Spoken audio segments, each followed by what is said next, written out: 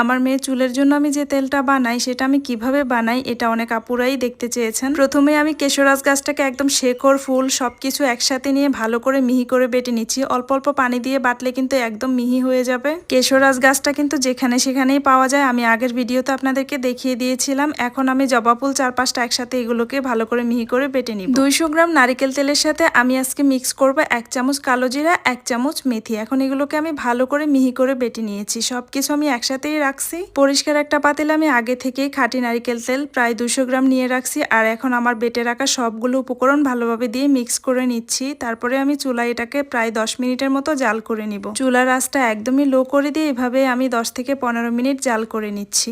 এইভাবে 10 মিনিট জাল করে নেওয়ার পর তেলটা থেকে খুব সুন্দর একটা স্মেল বের হয়, যেটা আমার খুবই ভালো লাগে। তেলটা ঠান্ডা হয়ে যাওয়ার পর একটা ছাঁকনির সাহায্যে সুন্দর করে ছেঁকে একটা বাটিতে নিছি। তারপরে আমি একটা কাচের জারে সবসময় এই তেলটাকে সংগ্রহ করি। এই তেলটা 2 বছর আগ থেকে আমি এবং আমার মেয়ে আমরা দুইজনেই ব্যবহার করি, আর আলহামদুলিল্লাহ আমরা খুব ভালোই উপকার পাচ্ছি। গোসলের 1-2 ঘন্টা আগে আমরা মা মেয়ে দুজনেই এই তেলটা ব্যবহার করি, আর গোসল করার সময় শ্যাম্পু করে ফেলি। আমার মেয়ের এই চুলগুলোকে যদি আমি দিন রাত 24 ঘন্টাও বেনি করে রাখি তারপরে একটু বাঁকা হয় না, খুব সিল্কি এবং খুব শাইনি চুলগুলো।